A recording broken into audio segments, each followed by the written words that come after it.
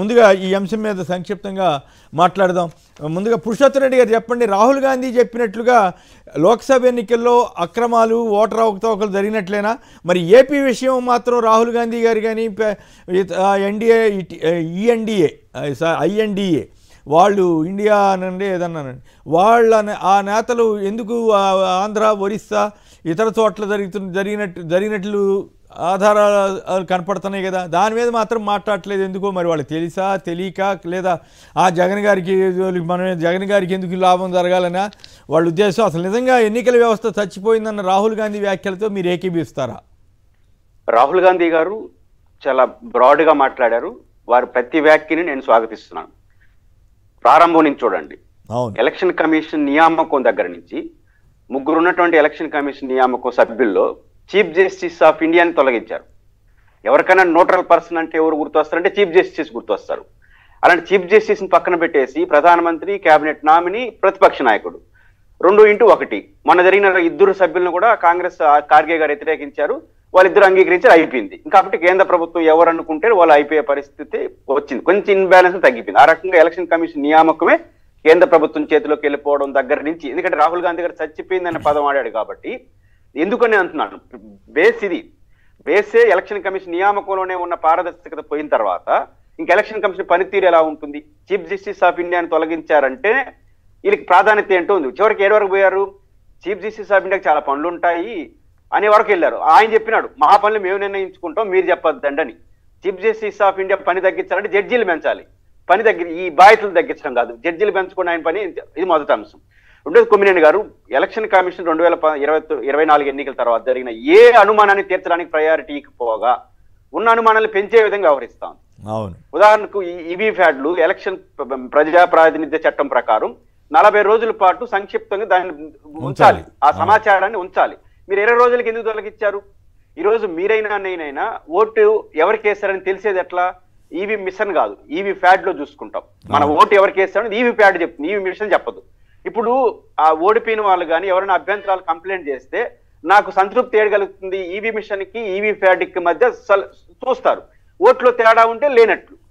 కానీ మీరు ఫ్యాడ్లు తొలగించిన తర్వాత ఇంకేం విచారణ చేస్తారు? ఇప్పుడు సుప్రీంకోర్టు చెప్పినా విచారించడానికి బేస్ లేదు. కాబట్టి ఇది ఒక ప్రాథమిక అంశం. ఆ రకంగా రాహుల్ గాంధీ గారు చేసిన వ్యాఖ్యలు కరెక్టు. అయితే రాహుల్ గాంధీ గారు ఇంకొక అడుగు ముందుకేయాలి. ఇంకొక అడుగు ముందు, దేశంలో ఇలాంటి భావజాలం కలిగినటువంటి, ఇలాంటి దీనివల్ల నష్టపోయినటువంటి లేదా దీన్ని గట్టిగా మాట్లాడుతున్న ప్రతి పార్టీని విశాల దృక్పథంతో కలుపుకోవాలి. ఏ పార్టీ అయినా కావచ్చు. అది నిజానికి ఈ దేశంలో 2029 ఎన్నికల తర్వాత ఈవీఎం పైన డే 1 నుంచి స్పందిస్తున్న వ్యక్తి జగన్మోహన్ రెడ్డి గారు. తన ఎన్నికల్లో ఓడిపోయిన దానికన్నా బ్రాడ్ గా దేశవ్యాప్తంగా జరిగిన ఎన్నికల్లో పార్టీలు పక్కన పెట్టి ఆయన స్పందించాడు. కొమ్మినేని గారు బేసిక్ గా నేను ఓడిపోయినప్పుడు రియాక్షన్ కన్నా మీరు ఓడిపోయినప్పుడు రియాక్షన్ తక్కువగా ఉంటుంది. కానీ జగన్ గారు అందుకు ఉల్టాగా తన ఓడిపోయినప్పుడు చెప్పదలుచుకుని చెప్పేశాడు. ఆ తర్వాత హర్యానాలో కాంగ్రెస్ ఓడిపోయింది, బీజేపీ గెలిచినప్పుడు బీజేపీని ట్యాగ్ చేస్తూ, నేషనల్ పార్టీని ట్యాగ్ చేస్తూ ఎక్స్ వేదికగా బహిరంగ స్పందించారు, ఇది కరెక్ట్ కాదు అని. ఆ తర్వాత మహారాష్ట్ర ఎన్నికలపైన స్పందించారు. సందర్భం వచ్చినప్పుడల్లా జగన్మోహన్ రెడ్డి గారు దేశవ్యాప్తంగా, ఆడ కాంగ్రెస్ కదా, ఆయన కాంగ్రెస్ అసోసియేషన్ లేదు, ఇక్కడ లేస్తే చెల్లెళ్ళు రోజు ఆయన తిడతా ఉంటుంది, అయినా కూడా దాన్ని పక్కన పెట్టి బ్రాడర్ గా డెమోక్రసీని కాపాడడం చేసింది. ఇప్పుడు రాహుల్ గాంధీ గారు కూడా ఒక్క అడుగు ముందుకేసి ఖచ్చితంగా దేశంలో జగన్మోహన్ రెడ్డి గారా ఎవరా XYZ ఎవరైనా కావచ్చు, ఎవరైతే నిజాయితీగా స్పందిస్తున్నారో వాళ్ళని కలుపుకోవాలి. అంటే రాహుల్ గాంధీ గారి స్పీచ్ నేను కూడా విన్నాను, చాలా చక్కగా మాట్లాడాడు, దాంట్లో ఏం సందేహం లేదు. కానీ బట్ ఈ ఓటర్ల జాబితాలు అవకతవకలు ఇవన్నీ చెప్పారు. కానీ బట్ ఏపీకి వచ్చేసరికి ఆయన కూడా చంద్రబాబు ట్రాప్లోనే ఉన్నాడేమో అనే అనుమానం వస్తుంది కదా. చంద్రబాబు గారు ఏం చెప్తే అదే చేస్తున్నారు, కాంగ్రెస్, బీజేపీ, తెలుగుదేశం అన్నీ కలిసిపోయినాయి కదా అక్కడ. ఇక్కడ రాహుల్ గాంధీ గారి డిమాండ్ సక్సెస్ అయితే దేశవ్యాప్తంగా ఈవీఎంల పైన మార్పు వచ్చేస్తుంది. కాబట్టి ఆంధ్రప్రదేశ్ కి ఏం సపరేట్ గా ఉండదు.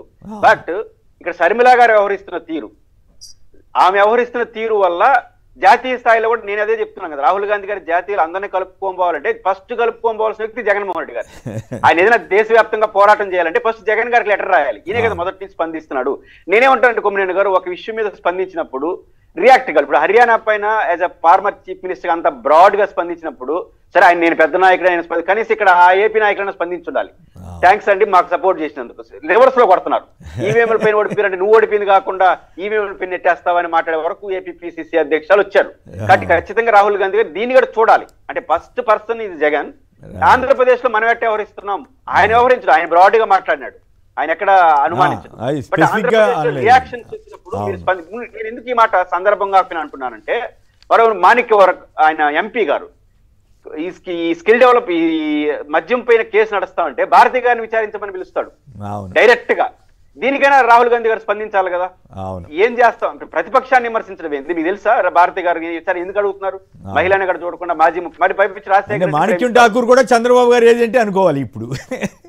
ఖచ్చితంగా ఆయన అనుమానిస్తాను, ఖచ్చితంగా ఎందుకు అనుమానిస్తున్నానంటే శర్మిలా గారి మాటకి విలువ లేదు కాబట్టి ఇంకా ఆయనతో చెప్పించినారా అనిపిస్తుంది. ఎందుకంటే ఎవరు తెలుగుదేశం వాళ్ళు అనలేదండి ఇంతవరకు భారతి గారిని విచారించమని, ఆయన అంటాడు.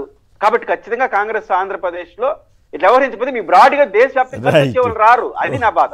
ఓకే, ఇక్కడ రామకృష్ణ యాదవ్ గారు ఉన్నారు, ఆయన ఇబ్బంది పడతాడు, చూద్దాం మళ్ళీ ఆయన జోలికి ఆ ఇష్యూలోకి వెళ్ళకుండా ఉంటేనే బెటర్. రైట్, శేఖర్ గారు చెప్పండి, రాహుల్ గాంధీ గారు చేసిన వ్యాఖ్యలు వీటి మీద మీరేమంటారు?